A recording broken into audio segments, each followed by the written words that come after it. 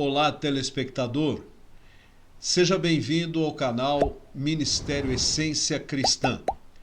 Eu sou o pastor Wagner Antônio de Araújo, mensageiro da Palavra de Deus.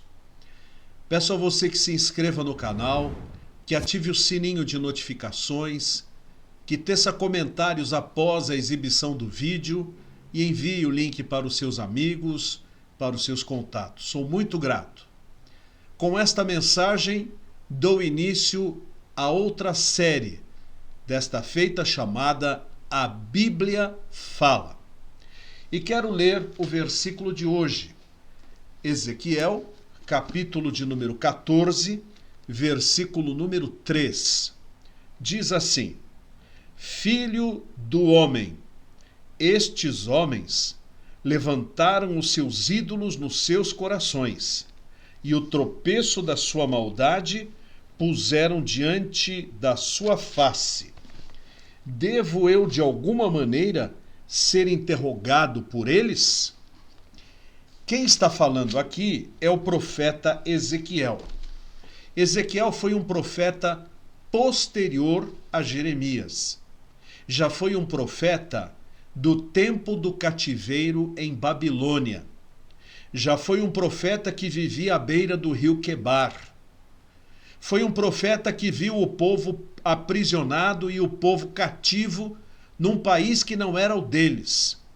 Quando o povo daquele país pedia, toquem as músicas de Sião, e eles então se assentavam e choravam, porque não podiam cantar as músicas de Sião, tão distantes da sua terra natal, amada e querida, e sabiam por que estavam lá. Porque o país pecara contra Deus. Porque os pais, os casais, ofereciam os bebês para as imagens de escultura que estavam incandescentes numa fogueira. Porque se prostituíam no pé das árvores e nos montes e nos altos, como que se uma prostituição fosse um culto tanto a Deus quanto a entidades pagãs dos países ao lado. Foram punidos porque não havia justiça. Os juízes eram amaciados pelo dinheiro que os ricos colocavam em suas mãos e, ao invés de fazerem justiça, praticavam a injustiça. E os reis só procuravam o seu próprio benefício, não o benefício do povo. E ao invés de serem cumpridores da lei de Deus, eles eram os primeiros que quebravam os valores e a vontade do Senhor. Agora este povo cativo, este povo vai em busca de Ezequiel para saber qual é a vontade de Deus para a vida deles. Se lermos o capítulo anterior e depois o próprio capítulo que nós acabamos de ler, nós vamos verificar exatamente esta situação que eles estavam vivendo. Ou seja, iam lá procurando a vontade de Deus e a orientação de Deus. Então Deus diz para Ezequiel: estas pessoas que estão te procurando para saber a minha vontade, eles levantaram ídolos no seu coração. Eles levantaram deuses no seu coração. E diante da minha face, eles adoram outros deuses. Eu devo falar com eles? Eu devo ser indagado por eles? É mais ou menos como se Deus dissesse: vão atrás dos seus deuses. Vão atrás dos seus ídolos. Vão atrás daquilo que vocês consideram como poderoso. E principalmente os sacerdotes, os escribas, ao invés de serem fiéis a Deus, estavam com o coração dividido. Tanto estes que já estavam no cativeiro, quanto aqueles que ainda haviam sobrado lá em Israel. Mas há muitos cristãos hoje que levantaram ídolos no seu coração também e não vivem uma vida reta diante do Senhor. No meu tempo, quando me converti, ser cristão era um atestado de perseguição. Se você era estudante secundarista, você ia para a escola e iriam ridicularizá-lo, porque você não cantava e não tocava rock and roll, Porque você não ia nos bailes de garagem de fim de semana ou nos bailes que se pagavam? Porque você não saía em promiscuidade com as meninas? Porque você não fumava e não bebia? E porque não falava palavrões? Você era criticado e algumas vezes a violência vinha sobre você, te empurravam, passavam rasteira, jogavam coisas em você. No trabalho, se você fosse um cristão, você era ridicularizado porque não fazia parte das churrascadas promíscuas que muitas vezes a chefia planejava para os seus funcionários. Você não era convidado para as festas das famílias. Você pagava um preço muito alto e você ia à casa de Deus para adorar o Senhor e outros tantos estavam ali também sofrendo porque eram cristãos. Hoje os cristãos perderam o sabor. Claro, existem exceções. Quero ser uma exceção, mas sou obrigado a reconhecer que as igrejas e os cristãos de hoje não conhecem a Deus, porque levantaram em seus corações ídolos.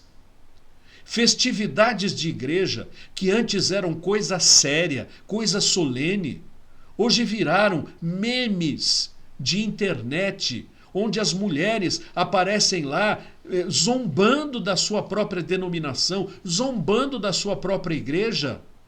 Os cultos que eram oferecidos a Deus, hoje eles são feitos com cortes onde as pessoas estão se focalizando para ver quantas lágrimas derramam ou quantas línguas, supostas línguas estranhas, porque Deus não dá línguas estranhas, não existe esse ruído, mas as pessoas querem fazer ruídos para parecer que são muito espirituais. Nós vivemos um tempo onde pastores, agora vi um destes pastores falsos, que simula um ministro católico já falecido no seu jeito de falar e que gosta muito de encontros de casais, e não vou dizer o seu nome, e que agora abriu um podcast e que está fazendo entrevista com humoristas da vida noturna, dos programas de audiência televisiva e que fazem piadas sarcásticas e piadas ácidas e piadas sexuais. Está lá fazendo podcast. Tudo virou igual. Se o mundo tem balada, a igreja também tem balada. Se o mundo tem bebedeira, a igreja também tem bebedeira. Se o mundo, os casais não casados ficam, na igreja também fica. Se os adultos lá do mundo falam com uma linguagem vulgar, dentro da igreja se está falando, e pastores estão pregando com linguagem vulgar também. O salão de cultos deixou de ser salão de cultos para ser um clube de entretenimento religioso, onde as pessoas estão lá para terem visibilidade humana, não para serem vistas por Deus. Porque Deus não precisa de danças, Deus não quer que o povo dance. As entidades a quem os israelitas serviam no deserto, quando pensaram que Moisés tinha morrido lá em cima e fizeram um bezerro de ouro, aquele bezerro de ouro recebeu um culto de danças e de gritos e de promiscuidade.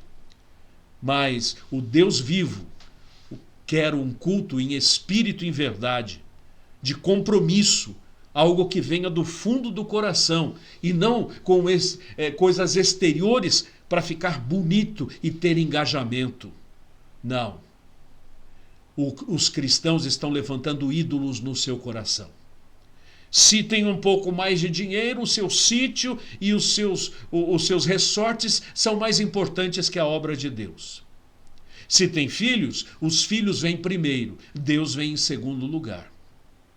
Se tem trabalho, o trabalho vem sempre primeiro. O reino de Deus é quando for possível. E aí o que acontece? São famílias que às vezes frequentam a igreja, mas não têm nenhuma comunhão com o Espírito de Deus ou com os valores divinos. Não tem.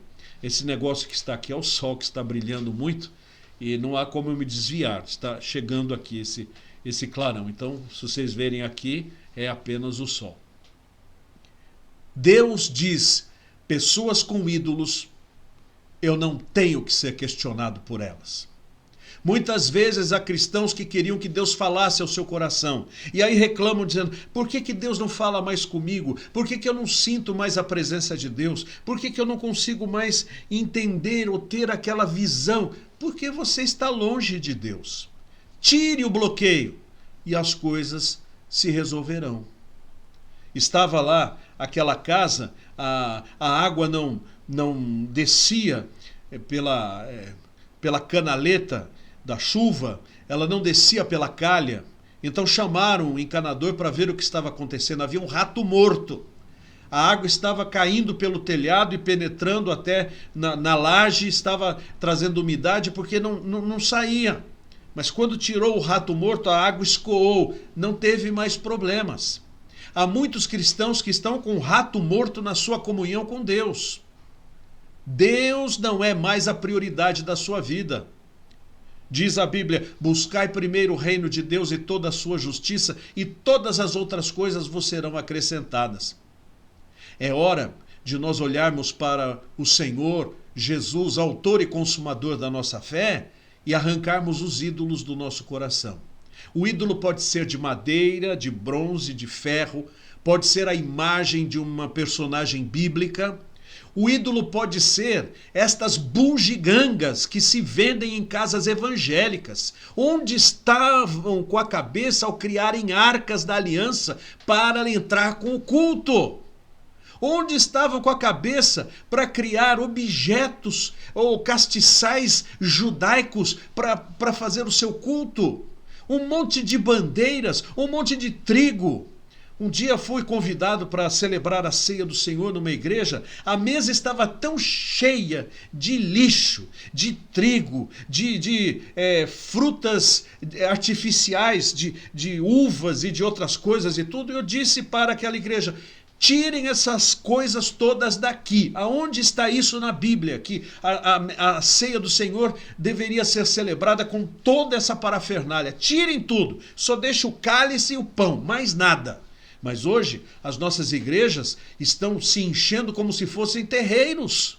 O que é isso? Onde estamos? Antigamente jogávamos os ídolos fora, agora colocamos uma roupinha gospel nos nossos ídolos. Não. Deus não se deixa escarnecer. A fé cristã tem que ser pura e simples. E Deus não vai se relacionar com um povo que está repleto de ídolos no seu coração. Por isso é bom que nos lembremos do verso. Filho do homem, estes homens levantaram os seus ídolos nos seus corações e o tropeço da sua maldade puseram diante da sua face. Devo eu, de alguma maneira, ser interrogado por eles? Você quer ouvir a Deus? Tira o ídolo do seu coração. Você quer ouvir a Deus? Tira aquilo que estorva a sua comunhão com o Senhor. Você quer servir a Deus? Tira o pecado que tenazmente nos assedia para que nós sigamos no caminho errado.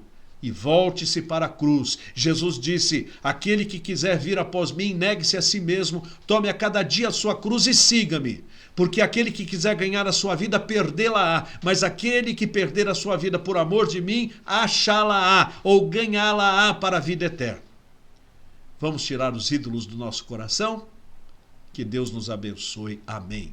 Senhor, aplica esta palavra ao meu coração e ao coração do meu telespectador. Que não tenhamos ídolos em nossa vida, nem ídolos declarados e nem ídolos disfarçados. Que sejamos puros e íntegros aos teus olhos, porque somente assim o Senhor falará conosco. Eu oro em nome do Senhor Jesus. Amém.